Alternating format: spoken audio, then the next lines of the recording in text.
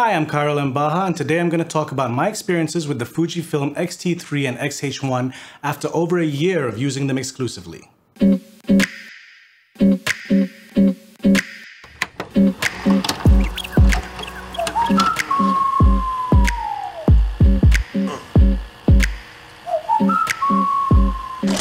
Now, early in 2019, I announced that I was part of the Fujifilm family, being recently sponsored by them to use their cameras primarily for video. And if you've known me for quite a while, you'd know that for most of the 2010s, I was using Sony cameras almost exclusively.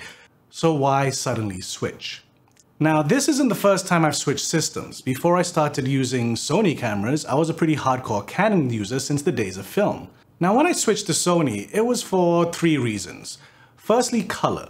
Now, back in the early days of digital, I preferred the stronger saturated colors from Canon cameras, both for photos and video. As things moved towards HD and I processed my images more, I preferred the Sony blue tones. Now, the second reason is due to new or disruptive technology. Sony weren't the pioneers of mirrorless, but compared to Olympus and Panasonic, they had an APS-C sensor on their mirrorless cameras and later on full frame. Now, thirdly, it was just time for a change. I like periodically changing systems, as it not only gives you a sense of a fresh start, but it also keeps you on your toes. Now, this time when I switched to Fujifilm, it was for the same reasons. I'd been using Sonys for so long and felt it was time for a change. I previously bought a second-hand Fujifilm X-E1 primarily for taking photos because my Sony a7S was my workhorse camera and I didn't want anything to happen to it. And what I found was the more I used the X-E1, the more I enjoyed it. Yes, it was an older camera and pretty slow on the processing side, but I really liked the photos I took with them and, more often than not, didn't feel the need to edit the pictures too much because they already looked nice, and that was the first thing that really stood out to me. I hadn't seen in-camera colors like this on a digital camera before. Now, with the Sony cameras, I'd gotten so used to editing the photos that this took me by surprise. It was an automatic response to take photos, move them to Lightroom or Snapseed if I was going mobile, and I knew exactly what settings I would tweak to make it look the way I liked. Not so with the Fujifilm cameras. The colors were like 90% there in camera. If only their cameras shot video better. Now, in the past, Fujifilm cameras had video capture modes, but they weren't great. None of their previous cameras up until maybe the X-T2 had settings that were usable for production video. That is until the X-H1. Before the X-H1 came out, I had already approached Fujifilm about possibly sponsoring some X-T2s to shoot my feature film kickflip. I wanted to shoot the entire film in camera black and white, and I really liked the black and white Acros film emulation on the Fujifilm cameras. It just so happens that I contacted them just before the X-H1 was coming out. Now, for the rest of this video, I'm not going to go super in-depth about all the settings and tech specs of the cameras, but more on my personal experiences using them. But in a nutshell, the X-H1 has a 24.3 APS-C megapixel sensor, sensor stabilization, up to 4K recording at 50 megabits per second to 200 megabits per second, in frame rates from 23.98p to 29.97p at either 4096 or 3840 width, as well as high-speed recording up to 120p and 1080p. Now, apart from shooting my feature film, I also shot other videos with the X-H1 during the course of that year until 9 or 10 months later, when Fujifilm contacted me again and said that they had a new camera coming out, the X-T3. Now, this camera came with a 26.1 APS-C megapixel sensor and 4K recording up to 400 megabits per second with their max 4K frame rate up to 59.94p and a choice between long GOP or all intra recording and H.264 or H.265. Now, whilst both cameras have their similarities, even with the very basic specs I've talked about, you can notice there is a major difference between the two, and that is the way it records video. The X-T3 giving a ton more options that would benefit a filmmaker more, and some would say it's the most important decision for picking between the two. But before we get into that, let's look at some of the similarities as well as everything else that's different between the two cameras when it comes to filmmaking. In terms of the similarities, as I've said earlier, both shoot video in either 4096 4K or 3840 4K, also known as Ultra HD. Unlike a lot of other digital cameras out there, Fujifilm's designs are more reminiscent of film cameras, with all the dials, knobs, and buttons. There are dedicated wheels for both ISO and shutter speed, though for those more familiar with thumb and finger dials, those are available too. Both also have all the Fujifilm film simulations, from Provia and Velvia to Acros, Chroma and Eterna, and F-Log for those that prefer creating their colors in post. One of the coolest functions that both cameras have that I think is awesome is that the menu has separate modes for video and photography. Not only can you set different picture color settings in video mode, but when you're in video mode, any menu functions that are only for photography are inaccessible. It's a great way to keep your settings separate and to not accidentally change things for photos when you're in video mode and vice versa. Both also have 2 SD card slots, a microphone jack, and micro Hdmi output. The things that both cameras have similarities in are also the things I love about Fujifilm cameras. I like having the physical knobs and being able to see just by glancing down what the camera's ISO, shutter, and aperture speeds are without looking at a menu. And then there's the color. There have been quite a few videos I've shot for clients which, due to time constraints or low budgets, I've only used the in-color cameras and they work great. My favorite go-to is classic chrome, and for other instances which play in the shadows more or need a more cinematic look, Eterna is wonderful. For my movie Kickflip, we shot almost the entire movie in the Acros black and white simulation. Shooting this way and coloring in camera is also a great way to refresh your brain when shooting after getting used to coloring in post, which I was actually very used to. But for when I want to color in post and have more control, there's the F-Log, which has great dynamic range and a lot of room for color correction. But I'll be honest, I've not used F-Log anywhere near as much as I used to use S-Log on the Sony a7S. A lot of times I'll shoot in Eterna and tweak the colors slightly in post if I know I'm going to play around with the color, and the Eterna color simulation already holds up really well in post for color correction. And I've been using both the X-H1 and X-T3 for all my video work for the past 1.5 years. That all being said, both cameras have their differences, and the first thing you'll notice is the size, shape, and ports. Size and shape does play an important factor as it will affect how comfortable you are with the camera, its shape and weight and ergonomics, as well as how you want to rig it. The X-H1 in comparison to the X-T3 is much bigger, especially considering these are both APS-C mirrorless cameras. The X-H1 has a protruding hand grip and a thumb grip built into the body compared to the X-T3. And though the X-H1 was their first real step in having all the functions you need for filmmaking, its shape really shows how the X-H1 is built for photographers in mind. It's a chunky, professional feeling camera. It feels like a Canon 7D to me, even though it's a mirrorless camera. Now, whilst this makes it more comfortable to hold, there are some things about this body design that I didn't like, starting with the thumb grip.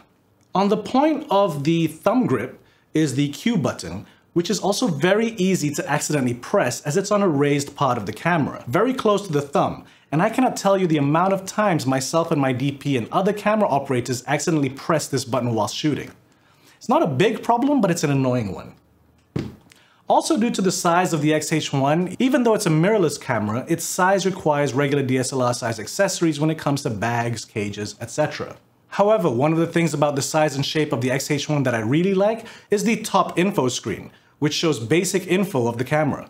Thanks to this screen, you don't really need to have your main LCD panel on if you usually shoot through the viewfinder for photography or an external monitor for video, like I often do. All your basic camera info is there, and it even has a handy backlight feature. Now, the X-T3 is more of a mirrorless camera size. It's small but not super small like the Sony a5000 series or the Fujifilm XA or XE series cameras. It has a traditional SLR size and layout, and if you're switching over from a Sony a7 series camera, you won't notice much ergonomic difference. Following on from the body, whilst the two cameras share some similar ports such as the 2 SD card slots and microphone and HDMI jacks, other ports are slightly different. Whilst the X-H1 uses a USB 3 port for transferring data and charging directly to camera, the X-T3 uses the newer USB-C port, which is both smaller and some would say better for power management. Another major difference with ports is that the X-T3 has a headphone jack, whilst with the X-H1, you have to use the additional battery grip if you want to monitor audio, which is, I'll be honest, pretty damn weird. How much do these differences to the body and ports make? Quite a bit, actually. Starting with the most obvious, the headphone jack.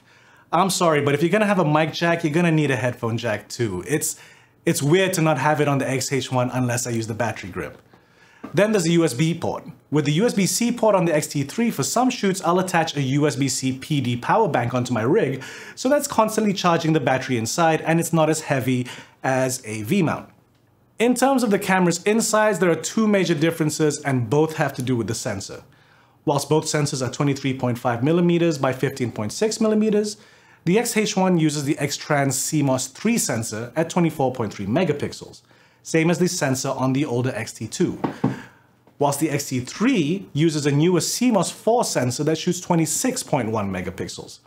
It's also their first back-illuminated sensor, which apparently enhances image quality while maintaining a high signal-to-noise ratio. You know, science. The second thing about the sensor is that the X-H1 is Fujifilm's first camera to have internal in-body image stabilization, also known as IBIS, whilst the X-T3 does not. This was the biggest difference I found between the two cameras when it came to handheld, as I'd had the X-H1 first and had gotten used to the stabilization in handheld.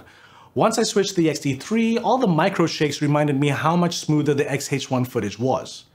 I would be totally confident handling the X-H1 with a 50mm prime handheld with no rigging and just shoot, whilst with the X-T3 I'd want to put some kind of support system to remove all the micro shakes. This video I shot for local bag maker Greenroom 136 was shot with no rigging, just the camera and some prime lenses completely handheld, and all the footage on the X-H1 was totally usable. I spoke a little earlier about noise on the X-H1. Nowhere is this more apparent than when you use the high-speed recording mode. On both cameras, the high-speed recording mode will shoot slow-mo up to 120p at 1080p resolution, and save it in the frame rate of your choosing.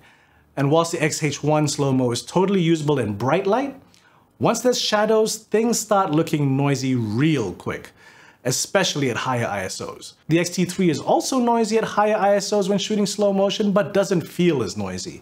Plus, if you're shooting at 25p, you have the option to shoot 50p 4K and slow it down to half speed in post, and you'll get a much cleaner slow motion image. Since we're on the subject of resolution, let's talk about the bit rates.